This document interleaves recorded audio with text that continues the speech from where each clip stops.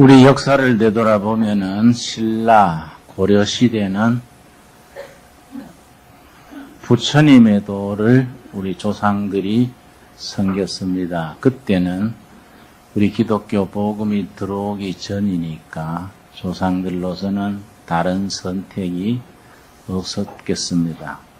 조선조 500년은 공자님의 도를 온 땅이 읽고 외우고 그 도를 따르려고 했습니다. 그런데 우리 개신교로 말하면 120여 년 전에, 캐톨릭까지 합치자면은 220년 전에 기독교 복음이 이 땅에 들어온 후에 전 세계에서도 괄목할 만한 복음의 인구가 늘어나고 있습니다. 그래서 앞으로 통일한국 시대에는 예수 그리스도의 십자가와 부활의 도가 다가오는 천년 우리 백성들의 영혼 세계를 이끌어가게 될 것으로 믿어집니다. 근데 이제 신라 불교나 고려 불교 시대에는 탁월한 인물들이 있었습니다. 신라 불교의 대표적인 인물은 원효 스님입니다. 그는 얼마나 학문과 덕이 높았든지 전 세계 불교 서적 중에 10권을 뽑으면 그 속에 원효 스님의 책이 꼭 들어갑니다. 그러니까 대단한 업적이지요. 일본에 가면 불교 대학에서 원효 스님의 책을 지금도 교재로 사용하고 있습니다. 고려시대는 진울 스님 같은 분이 뛰어난 학과 덕과 수행을 겸한 스님이어서 지금도 아주 세계적으로 연구의 대상이 되고 있습니다. 조선조 시대 유학자로서는 이태계, 이율곡 선생님 또 다산 정약용 선생 같은 분이 세계 수준에서도 탁월한 학자가 됩니다. 근데 아직 우리 기독교는 한반도에 들어온 지 1세기가 넘었습니다만은 아직도 세계적인 수준의 그런 큰 인물을 우리가 배출하지 못하고 있습니다. 아마 앞으로 우리 자녀들, 후배들 중에서 그런 큰 영적으로나 학문적으로나 그 경륜으로나 또 영적 깊이로나 세계 교회를 이끌어갈 수 있는 그런 큰 인재들이 배출되도록 뒷받침을 해야 될 것이라 생각됩니다.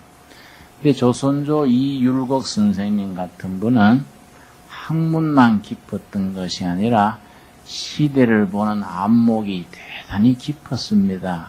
그래서 임진왜란 나기 정확하게 10년 전에 임진왜란이 10년 안에 터질 것을 미리 내다보고 아주 조정해서 그때 이율곡 선생께서 병조판서, 지금 국방부 장관으로 재직하고 있었습니다. 그래서 나라 일에 회의할 때 상감께 이렇게 건의를 했습니다. 나라 일에 10년 안에 큰 변란이 있을 조짐이 있사오니 무기를 개발을 하고 군대 편제를 제대로 해서 10만 건군안이라는 탁월한 경륜을 상신했습니다. 그게 보면은 주황에 2만 군대를 항상 상비군으로 두고 팔도에 한 도에 10,000명씩의 상비군을 준비를 해서 농사철에는 집에 가서 농사 짓게 하고 농사일 끝나면은 소집을 해서 훈련을 하되 세금은 면제해주고 이래서 중앙에 2만 명, 각도에 10,000명, 10만 군대를 항상 상비군으로 둬야 앞으로 10년 안에 일어날 변란의 대비가 됩니다. 이렇게 이제 상신을 했는데 그때나 지금이나 그 소인배들이 목소리 큰 걸로 아주 한몫들을 잡기 때문에 뭐라 했냐면은 왜 나라가 편안한데 그런 쓸데없는 안을 가지고 우리 상감님의 뜻을 거스리는가? 역적이로다. 뭐 이래가지고 또 상감님이 그 말에 기가 솔깃해가지고 막 없던 걸로 하자. 그래서 이 율곡 선생이 얼마나 상심을 했든지 먼저 보는 사람이 괴로운 겁니다. 모르면 편한 거이지요. 알면은 답답합니다. 너무나 애가 탔든지 일에 나가면 이 백성들이 절단 나는데 너무 상심을 했습니다. 그래서 사표를 냈습니다. 사표를 내고서는 고향이 여주 쪽입니다. 한양에서 여주로 시골로 내려가면서 이 망우리 고개 넘을 때에 망우리 고개 넘으면서 참 피눈물을 흘리면서 시를 지었습니다. 우국의 시입니다.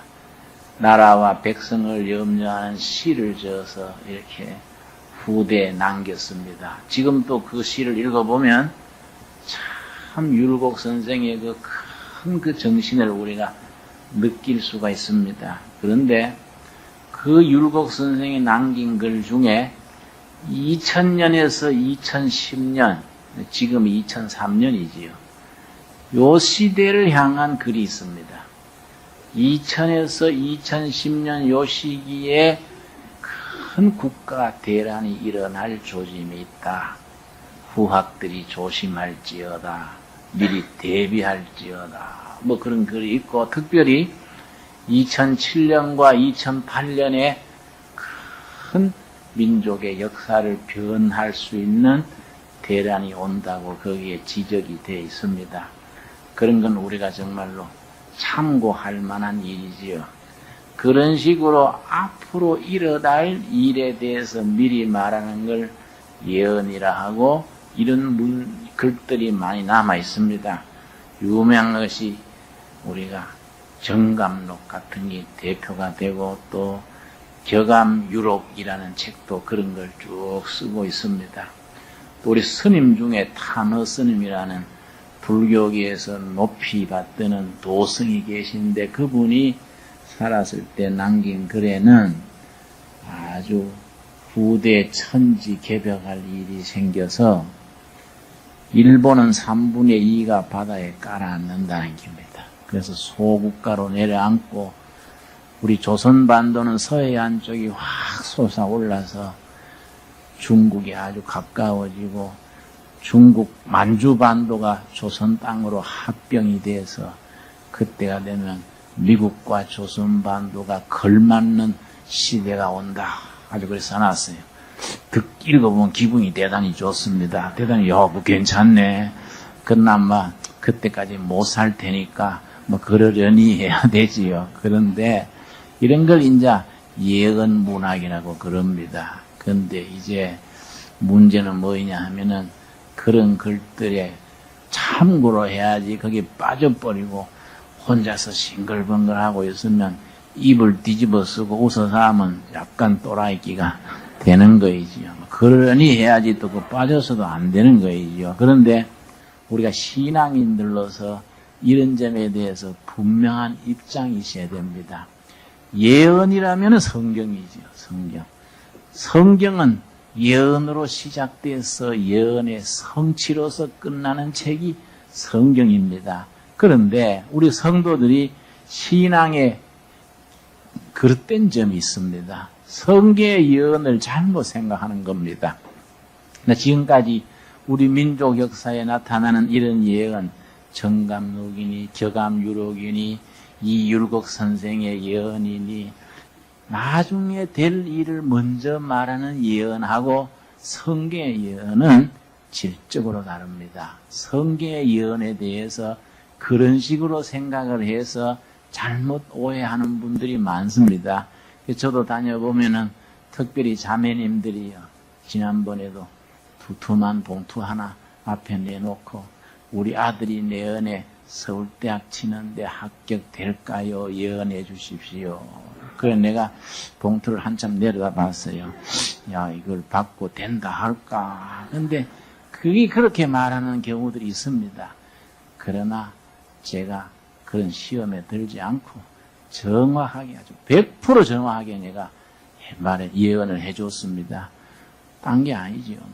성적이 좋으면 되고요. 나쁘면 안 됩니다. 100% 맞습니다. 그거는 다르게 말하면 벌써 그거는 목회자로서는 그거는 수준의 문제입니다. 성적이 좋으면 되고 나쁘면 떨어지는 거이지 그걸 됩니다. 그러면 또 할렐루야 맞장구 치고 해졌는데 그 다음에 떨어집니다. 떨어져가지고 찾아와가지고 그때 된다 했는데 왜 떨어졌습니까? 그러면 또 대답이 딱 정해져 있습니다. 아주 그건 공식적입니다. 기도를 떨었구만요. 그럼 할 말이 없습니다. 기도 아야떡 하면 끝내야지. 전에 돈 냈는 돈 돌려다 갈 수도 없는 거이고, 영수증도 없고, 그걸로 끝나는 거예요. 그 신앙의 세계가 이렇게 오리무중으로 나가면요. 이거는 앞뒤가 없어져 버립니다. 성경의 예언이 뭐라는 것을 성경적으로 영적으로 바르게 알아야 됩니다. 또 바르게 가르쳐야 됩니다. 성경의 예언자란 말이요. 히브리 말로 나비입니다. 나비가 예언자인데 성경에 한 300번 나옵니다. 대단히 많이 나오는 말입니다. 그러니까 성경이 다른 책의 추종을 불허하는 예언의 책입니다. 그런데 성경의 예언자 나비의 뜻이 중요한 거이지요. 이거는 앞으로 될 일을 먼저 말해주는 예언이 아니고 하나님의 말씀을 바탕가지고 이걸 그 시대 그 백성들에게 전해주는 거의 예언자입니다. 백성들이 회개하도록 하고 경각심을 불러일으키고 낙심했을 때 희망을 주고 이런 것들이 성경의 예언자인 나비의 역할입니다. 자, 가장 예를 들어서 출애굽기 7장 1절과 2절 말씀이 우리가 성경의 예언자를 정확하게 이야기할 수 있는 한 실예가 되겠습니다. 출애굽기 7장 1절입니다. 7장 1절. 자, 모세에게 하나님께서 네 민족을 가서 구원해라. 이렇게 하나님이 지시하니까 모세가요. 아이고 하나님 보낼 자를 보내십시오. 지가 그 감당 못합니다. 이렇게 사양을 했습니다. 제가 말이 둔하지 않습니까? 모세 말이 눌변이랬던 것 같습니다. 눌변. 말을 잘 조직적으로 대중을 설득할 수 있도록 그래 말솜씨가 능통하지 못했던 것 같아요. 제가 말도 이래 떠듬하는 사람이 어떻게 그런 일을 합니까? 그랬더니 하나님께서 그러면은 말 잘하는 너 형 아론이 있지 않느냐? 네가 해야 될 말을 아론이 맡아서 대신하도록 해줄 테니까 가라. 그럽니다. 7장 1절 우리 같이 읽겠습니다. 여호와께서 모세에게 이르시되 볼지어다 내가 너로 바로에게 신이 되게 하셨은즉 너 형 아론은 너 예언자가 되리라. 모세는 바로왕 앞에서는 하나님처럼 신이 되고 모세가 해야 될 말을 모세 대신에 누가 맡았습니까? 아론이 맡았는데 그 경우에 아론이 나비, 영어로는 프라피트, 예언자입니다. 예언자, 프라피트. 너 형 아론이 하나님 대역인 네 말을 맡아서 대신한다. 그러니까 아론이 그 예언자가 된다. 그렇게 말씀했습니다. 그래서 2절 내가 너에게 명한 바를 너는 너 형 아론에게 말하고 그는 바로에게 말하여 그로 이스라엘 자손을 그 땅에서 보내게 할지니라. 이때 아론의 역할을 나비, 예언자라고 말합니다. 또 분명한 경우가 예레미야서 1장 9절을 보겠습니다. 예레미야 1장 9절 우리 찾으실 동안에 내가 설명을 합니다.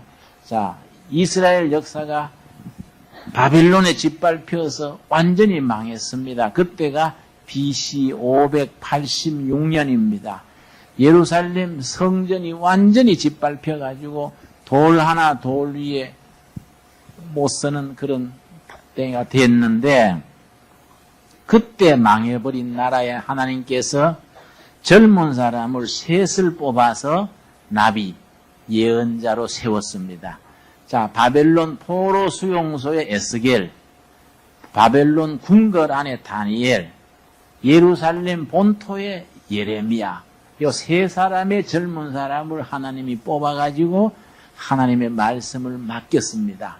그래서 백성들에게, 절망해 있는 백성들에게 희망을 가지도록 격려했습니다. 그때 세 사람이 나비, 예언자입니다. 자, 예레미야 1장 9절 제가 읽겠습니다. 여호와께서 그 손을 밀어 내 입에 대시며 내게 이르시되 보라. 그 다음 같이 읽겠습니다. 내가 내 말을 너 입에 두었노라. 하나님의 말씀을 대신 맡았어. 그걸 백성들에게 전해주는 그 얘기입니다. 10절. 보라, 내가 오늘날 너를 열방 만국 위에 세우고 너로 뽑으며 파괴하며 파멸하며 넘어뜨리며, 거기까지만 하면은 그냥 운동권이고 그냥 파괴주의지 대언자는 되지 못합니다. 예언자가 되려면 무너뜨리고 파괴하고 잘못된 질서, 썩은 정치, 흔들리는 경제를 무너뜨려 뿌리고 뽑아버리는 것 더하기, 고다음이 중요합니다. 고다음 뭐라 그랬습니까? 건설하며 심게 하였느니라. 파괴를 위한 파괴가 아니고 창조를 위한 파괴. 새로운 역사, 새로운 시대를 만들기 위해서 썩고 병들고 부패한 시대는 허물어뜨리고 새로운 시대, 새로운 역사, 새로운 시대 정신에 도전하는 것이 예언자, 나비들입니다. 예레미야에게 그런 사명을 하나님께서 주신 겁니다. 그래서 모든 예언자들의 그 설교, 메시지의 내용은 아주 분명합니다. 그 모든 예언자들의 설교의 내용을 딱 요약해서 한 군데 적어놓은 예가 에스겔서 36장입니다. 우리 한번 찾아보겠습니다. 에스겔서 36장 25절에 보면은 모든 예언자들의 메시지를 하나로 우리가 총집합을 시켜서 예를 들어서 이해할 수가 있습니다. 에스겔 36장 25절입니다. 이 말씀을 보면서 예언자들이 어느 시대에나 요 줄거리에서 벗어나지 않게 그 시대의 백성들에게 깨우칠 것을 깨우치고 또 회개를 촉구하고 그러고 또 희망을 약속하는 겁니다. 36장 25절입니다. 맑은 물로 너희에게 뿌려서 너희로 뭡니까? 정결케 하되, 성경은 딱 원칙이 전쟁에 짓밟히고 경제가 허물어지고 개인이나 나라가 어려워지는 것이 백성들의, 지도자와 백성들의 죄 때문에 그렇다. 하나님 앞에 부패하고 썩고 부정부패가 만연할 때 하나님은 썩은 세상을 새롭게 하느라고 전쟁이 오게 하고 시험이 오게 하고 난세가 오게 한다는 겁니다. 정결케 하되 곧 너희 모든 더러운 것에서와 모든 우상을 섬금해서 그 다음 뭡니까? 너희를 정결케 할 것이며, 26절이 예언자들의 메시지의 핵심이 됩니다. 우리 한번 같이 읽겠습니다. 또 새 영을 너희 속에 두고 새 마음을 너희에게 주되 너희 육신에게서 굳은 마음을 제하고 부드러운 마음을 줄 것이며, 새로운 영, 새로운 마음, 새로운 체제, 새로운 역사입니다. 새로운 영, 새로운 마음, 새로운 역사. 그거는 굳어진 마음은 부패한 거이고 부드러운 마음, 새 마음은 부드러운 마음입니다. 굳어지고 분열되고 다투는 것은 이거는 사탄적인 것이고, 화합하고 부드럽고 새로운 마음은 영적으로 바른 겁니다. 자, 그래서 결론은 뭘 하게 하느냐? 27절입니다. 또 내 신을, 성신을 말하지요. 과거에는 성신이란 말을 썼는데 이제 이 말은 안 쓰고 성령으로 다 통일시켰었습니다. 또 성령을 너희 속에 두어 너희로 내 율례를 행하게 하리니 너희가 내 규례를 지켜 행할지라. 세상이 난세가 되고 전쟁이 나고 어려워진 것이 하나님을 떠났기 때문에, 하나님의 법을 안 지켜서 거짓말하고 싸우고 부패했기 때문에 세상이 이래 됐다. 이런 세상을 바로 세우게 하기 위해서 너희들이 내 명령, 내 법을 지키면 세상은 달라진다. 이게 성경의 예언자들의 일관된 메시지입니다. 그런데요, 그 예언자들이 쉽게 편안하게 그렇게 설교를 한 게 아닙니다. 목숨 걸고 했습니다. 지금 또 여러분, 목회자들이 타락하게 하는 가장 빠른 방법이 뭔지 아십니까? 목사가 타락하는 최고로 확실한 방법은 대접 잘하는 길입니다. 대접. 잘 먹이고 돈 월급 많이 주고 좋은 집 살게 하고 목사를 대접을 잘하면은 100% 부패해집니다.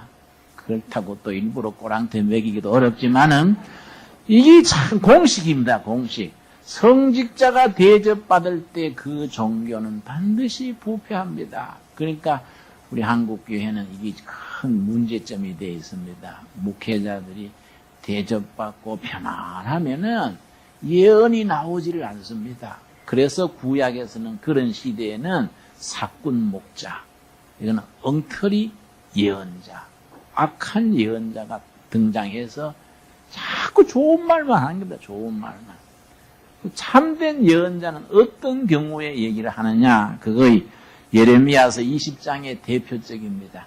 예레미야 20장에 보면은 예레미야 예언자가 목숨을 걸고 온갖 왕따 당하고 수모를 당하면서 예언하는 그걸 절실하게 말하고 있습니다. 예레미야서 20장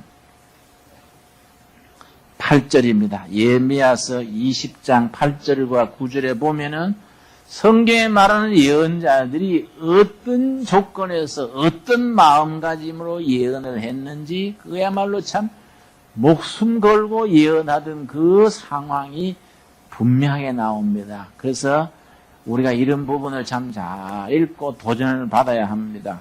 20장 8절 대저 내가 말할 때마다 하나님이 나한테 말하라고 맡겼는 그걸 전할 때마다 외치며 강포와 멸망을 부르짖으니 여호와의 말씀으로 하여 내가 종일토록 치욕과 모욕거리가 됨이니이다. 말씀을 전하면 사람들이 왜 그따고 불길한 소리를 하냐? 왜 그렇게 안 되는 소리만 하냐? 왕따당하고 모욕거리가 되고 조롱거리가 된다 이거지. 그래서 9절 내가 다시는 여호와를 선포하지 아니하며 그 이름으로 말하지 아니하리라 하면 사람들이 막 조롱하고 싫어하니까 에이 이제 절대 그런 말 안 한다 하고 결심하고 나면 나의 중심이 불붙는 것 같아서 골수에 사무치니 답답하여 견딜 수 없나이다. 그래서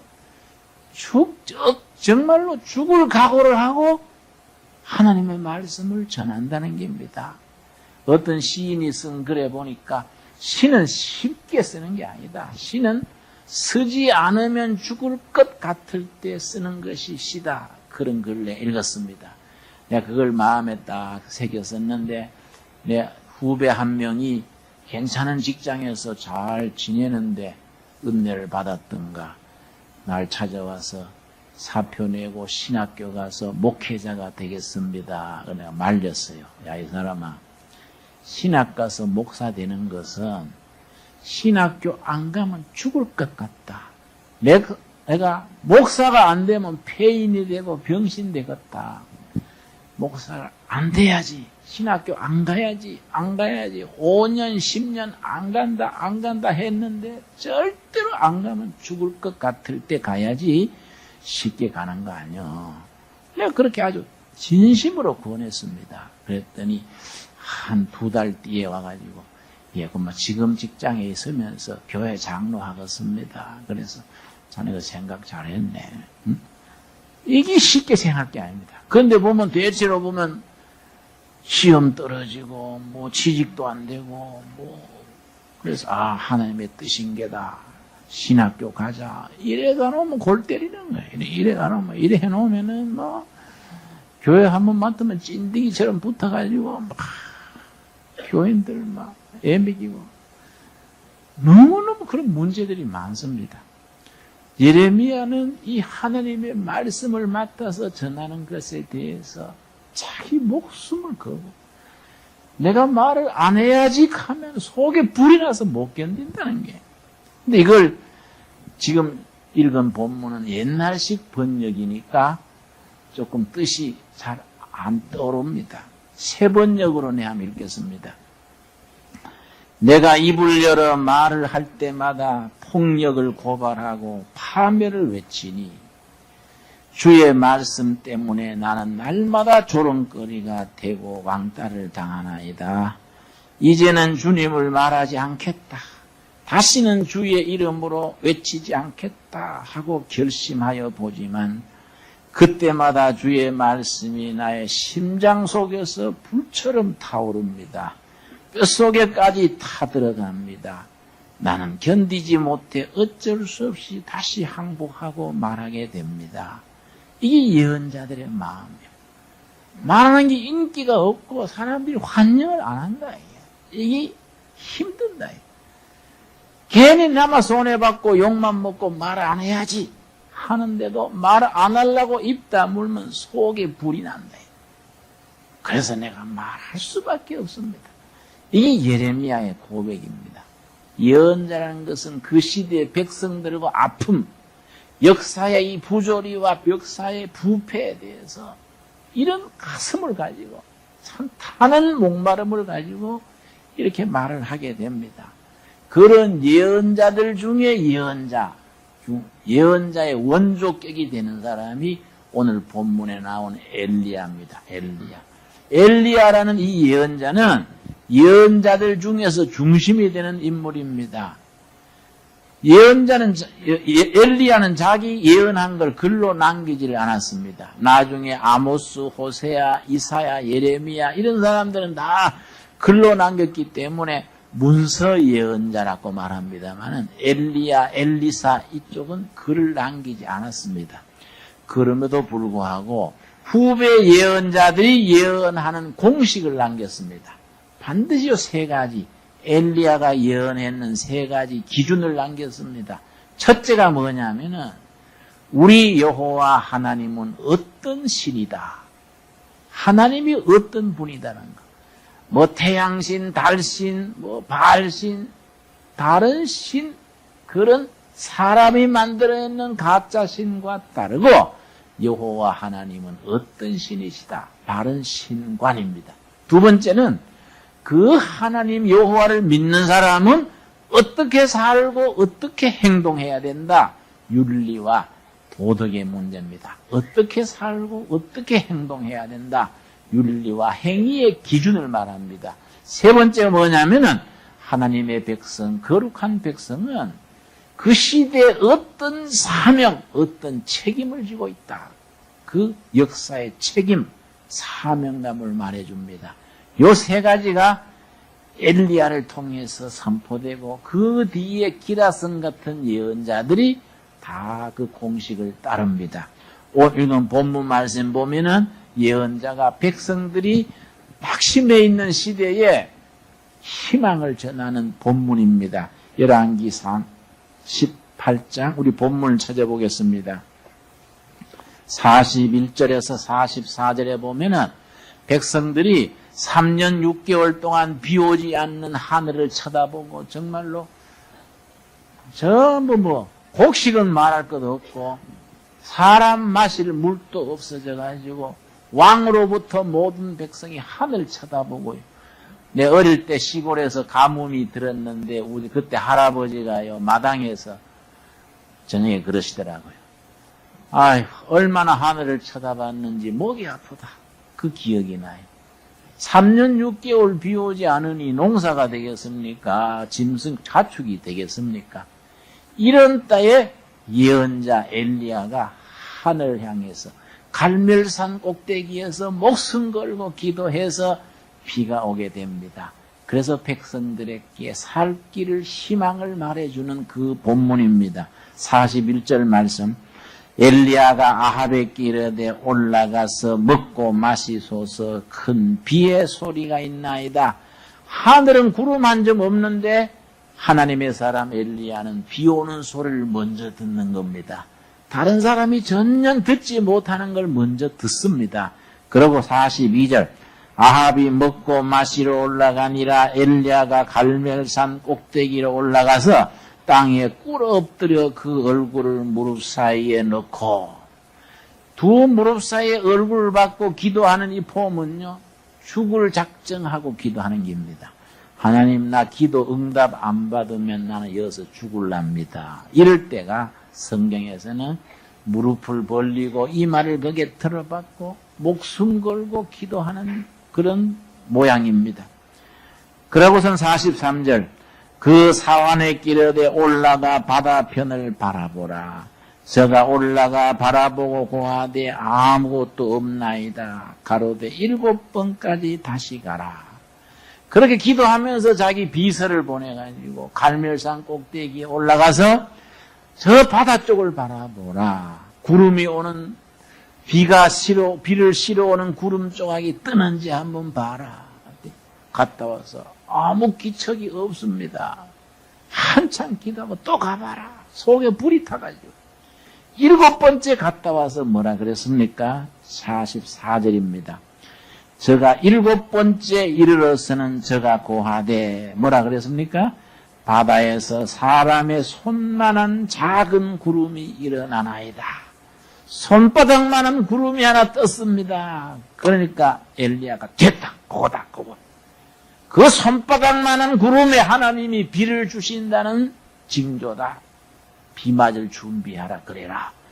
왕에게 가서 이제 비가 온다고 비 피할 준비하라 그러라. 이게 이제 본문의 내용인데 여러분 예언자라는 것은 온 나라가 온 백성들이 길이 없다 희망이 없다 우리는 사방이 막혔다 절망이다 말할 때에 손바닥만한 구름 한 조각 바라보고 희망이 있다. 하늘로부터 소식이 왔다. 하나님이 이제 희망을 보여주셨다. 이걸 선포하는 사람들이 예언자입니다. 여러분 요즘 우리 사회가요 갈팡질팡해요. 갈팡질팡해서 흔들립니다. 사회가 흔들려가지고 경제가 어려워진다. 정치가 안 된다. 북한은 핵을 만들고 우리 주변의 나라들이 누가 우리 한국 백성들 편들겠습니까? 여러분 중국이 우리 편들겠습니까? 러시아가 우리 되도록 하려고 그 사람들이 돕겠습니까? 일본, 미국이 다 미국이든 중국이든 자기 나라 실속이지 조선 땅에 사는 남북한 7천만 동포 진실로 편들어줄 사람이 누구 있습니까? 이럴 때 예언자가 필요하고 우리들은 예언자의 신앙을 가져야 됩니다. 갈멜산 꼭대기에서 무릎 사이에 이마를 틀어박고 자 희망의 구름이 떴는가 봐라. 그러다가 손바닥만한 구름이 하나 떴습니다. 그거다 그거. 하나님께서 이 땅에 이 백성들에게 그 희망을 보여주시는 근거다. 비 피할 준비들을 하자. 하나님의 소식이 왔다. 여러분 하나님의 사람들의 특징은 뭡니까? 99% 희망이 없다 말할 때 1%를 보고서 아니다. 땅에서는 희망이 없지만은 하늘에 손바닥만한 구름 한 점이 떴다. 하나님이 희망을 보여주신다. 이걸 선포하는 사람들입니다. 세상 사람들은 90% 확신할 때 뭘 일을 시작하지만은 하나님의 사람들은 90% 불확실해도 10%를 보고 100% 중에 1%의 가능성을 보고 그게 하나님으로부터 온 확신이 있을 때 인생과 역사를 거기에 투자하는 겁니다. 이게 신앙인이 가지는 신앙이고 이것이 예언자들의 신앙이고 오늘 우리들이 이어받아야 될 신앙입니다. 우리가 영적으로 말해서 우리가 하늘에 뜬 손바닥만한 구름과 같은 그런 비전과 그런 하늘로부터 징조를 바라볼 수 있는 눈이 열릴 수 있게 되기를 바랍니다. 그런 희망을 우리가 품고 세상에 전하고 이 땅에 희망을 만들어낼 수 있는 그런 영의 사람, 하나님의 사람, 그 기라성 같은 예언자들의 맥을 이어갈 수 있는 우리들이 될 수 있어야겠습니다. 우리 기도하겠습니다. 주님 은혜를 감사드립니다.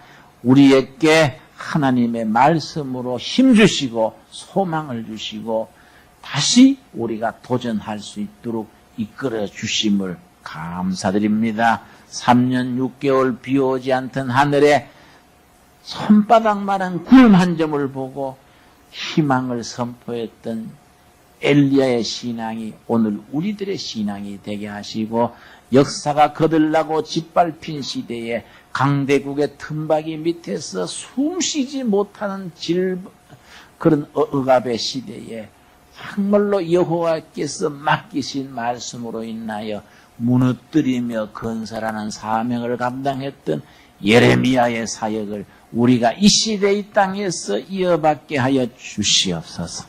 예수님 이름 받들어 기도드렸사옵나이다.